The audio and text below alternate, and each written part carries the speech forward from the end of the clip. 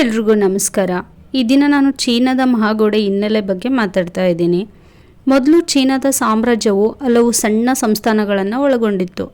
ಎಲ್ಲ ಸಣ್ಣ ಸಂಸ್ಥಾನಗಳನ್ನು ಒಗ್ಗೂಡಿಸಿ 7 ದೊಡ್ಡ ರಾಜ್ಯಗಳನ್ನು ನಿರ್ಮಿಸಲಾಯಿತು.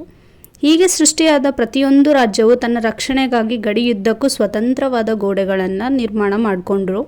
ಉತ್ತರ ಚೀನಾದ ರಾಜ್ಯಗಳು ತಮ್ಮ ಗಡಿಗೋಡೆಗಳನ್ನು ಒಂದುಗೂಡಿಸಬೇಕು ಅಂತ ಕ್ವೀನ್ ಶಿಯುಯಾಂಗ್ ಟಿ ಎನ್ನುವ ಚಕ್ರವರ್ತಿಯು ಆದೇಶ ಕೊಟ್ಟನು.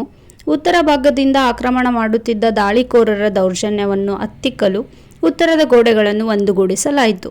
ಈ ಮಹಾಗೋಡೆಯನ್ನು ಸಾಲಿಯಾನ ಶಕೆ ಪೂರ್ವ 7ನೇ ಶತಮಾನದಲ್ಲಿ ಕಟ್ಟಲು ಪ್ರಾರಂಭ ಮಾಡಿದರು. ನಂತರ ಈ ಗೋಡೆಯನ್ನು ಸಾಲಿಯಾನ ಶಕೆ 16ನೇ ಶತಮಾನದವರೆಗೂ ಕಟ್ಟಲಾಯಿತು. ಈ ಮಹಾಗೋಡೆಯ ಶೀತಲಗೊಂಡ ಭಾಗಗಳನ್ನು ಮತ್ತಷ್ಟು ದುರಸ್ತಿ ಮಾಡಲಾಗ್ತಿತ್ತು. ಗೋಡೆಯು ಪೂರ್ಣಗೊಂಡಾಗ 5000 ಕಿಲೋಮೀಟರ್ಗಿಂತ ಉದ್ದವಾಗಿತ್ತು. ಇದು ಜಗತ್ತಿನ ವಿಸ್ಮಯಗಳಲ್ಲಿ ಒಂದೆನಿಸಿದೆ. ಪಿಂಗಾಣಿಯು ಚೀನಾದಲ್ಲಿ ಉಗಮವಾಯಿತು ಅಂತ ಸಾಮಾನ್ಯವಾಗಿ ನಂಬಿಕೆ ಇದೆ. ಅರೆ ಪಿಂಗಾಣಿಯ ಸಲಕರಣೆ ವಸ್ತುಗಳನ್ನು ಸುಮಾರು ಸಾಲಿವಾನ ಶಕೆ ಪೂರ್ವ 16,000 ವರ್ಷಗಳಿಂದಲೂ ಬಳಸಲಾಗ್ತಿತ್ತು. ಪೂರ್ವ ಚೀನಾದ ಆ್ಯನ್ ಮನೆತನದ ಆಳ್ವಿಕೆಯಷ್ಟೊತ್ತಿಗೆ ಹೊಳಪಿನ ಪಿಂಗಾಣಿಯ ಅಭಿವೃದ್ಧಿಯಾಗಿತ್ತು. ಈ ಸಂದರ್ಭದಿಂದ ಅದೊಂದು ತುಂಬ ಪ್ರಸಿದ್ಧವಾದ ಕಲೆಯಾಗಿ ಅಭಿವೃದ್ಧಿಪಡಿಸಲಾಗಿತ್ತು.